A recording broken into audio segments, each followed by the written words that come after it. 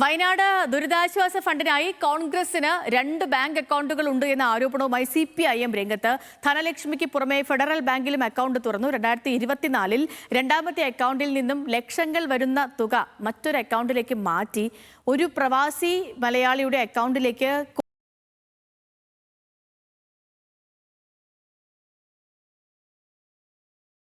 കോടിക്കണക്കിന് രൂപയും കൈമാറ്റം ചെയ്തു. 2 അക്കൗണ്ടിന്റെയും വിശദാംശങ്ങൾ പുറത്തുവിടണമെന്നും CPIM വയനാട് ഫണ്ട് തിരുവനന്തപുരത്തെ ധനലക്ഷ്മി ബാങ്കിന്റെ ബ്രാഞ്ചിലാണെന്നായിരുന്നു KC വേണുഗോപാലിന്റെ വെളിപ്പെടുത്തൽ. അർജുൻ വിവരങ്ങളുമായി ചേരുന്നു. അർജുൻ, ഈ തിരഞ്ഞെടുപ്പ് കാലത്ത് കോൺഗ്രസിനെ ഏറ്റവും പ്രതിസന്ധിയിലാക്കിയ കാര്യങ്ങളിൽ ഒന്നായിരുന്നു ഈ വയനാട് ദുരന്ത ബാധിതർക്ക് വീട് വെച്ച് നൽകാമെന്നുള്ള വാഗ്ദാനവും പിന്നീട് ആ ഫണ്ടിന്റെമായി ബന്ധപ്പെട്ടുകൊണ്ട് വന്ന വാർത്തകളൊക്കെയും. അതിൽ KPCCയുടെ കണക്കൊക്കെ KPCC അധ്യക്ഷൻ തന്നെ പുറത്തുവിട്ടു. പക്ഷേ ആ കണക്കുകളൊന്നും തമ്മിൽ ഒരു ബന്ധവുമില്ലാത്ത കണക്കുകളാണ് പുറത്തു വന്നത്. ഈ നിലവിൽ പുറത്തു വരുന്ന വാർത്തകൾ അനുസരിച്ച് എന്ത് മനസ്സിലാക്കണം?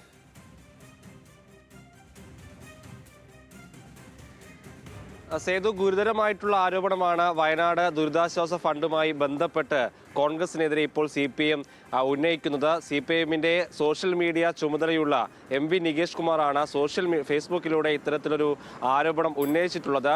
ഒരു അക്കൗണ്ടാണ് ദുരിതാശ്വാസ ഫണ്ടുമായി ബന്ധപ്പെട്ട് ഉള്ളതെന്നായിരുന്നു കോൺഗ്രസ് വിശദീകരിച്ചിരുന്നത്. ആ അക്കൗണ്ടിന്റെ വിശദാംശങ്ങളാണ് കഴിഞ്ഞ ദിവസം പുറത്തുവിടുകയും ചെയ്തത്. അത് തിരുവനന്തപുരത്ത് ധനലക്ഷ്മി ബാങ്കിലാണ് അവർക്ക് അക്കൗണ്ട് ഉണ്ടായിരുന്ന കാര്യം അറിയിച്ചിരുന്നത്. പക്ഷേ ഒരു അക്കൗണ്ടല്ല, തിരുവനന്തപുരത്ത് ഫെഡറൽ ബാങ്കിന്റെ ഒരു അക്കൗണ്ട് കൂടി കോൺഗ്രസ് ദുരിതാശ്വാസ ഫണ്ടുമായി ബന്ധപ്പെട്ട് തുറന്നിരുന്നു എന്നുള്ളതാണ് ഇപ്പോൾ CPIM ആരോപിക്കുന്നത്. എന്ന് മാത്രമല്ല, ഈ അക്കൗണ്ടിൽ നിന്ന് ദുരിതാശ്വാസ ഫണ്ടിനായി തുറന്ന അക്കൗണ്ടാണ്. ഈ അക്കൗണ്ടിൽ ലക്ഷക്കണക്കിന് രൂപയുടെ ഫണ്ട് കൈമാറ്റം നടന്നിട്ടുണ്ട് എന്നുള്ള ആരോപണമാണ് CPIM ഉന്നയിക്കുന്നത്. 2024-ൽ മറ്റൊരു അക്കൗണ്ടിലേക്ക് ലക്ഷക്കണക്കിന് രൂപ കൈമാറിയിട്ടുണ്ട് എന്ന് CPIM ആരോപിക്കുന്നു.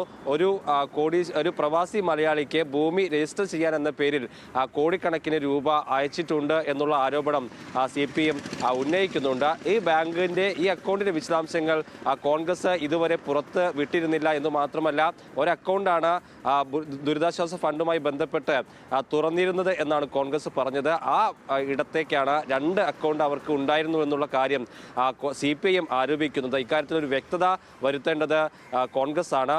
ഈ ബാങ്കിന്റെ 2 ബാങ്ക് അക്കൗണ്ടിന്റെയും വിശദാംശങ്ങൾ പുറത്തുവിടണമെന്ന ആവശ്യം കൂടി CPIM ഉന്നയിക്കുന്നുണ്ട്. ഇക്കാര്യത്തിൽ കോൺഗ്രസ് ഇനി എന്ത് മറുപടി പറയും എന്നുള്ളതാണ് അറിയേണ്ടത്. ശരി, ഓക്കെ.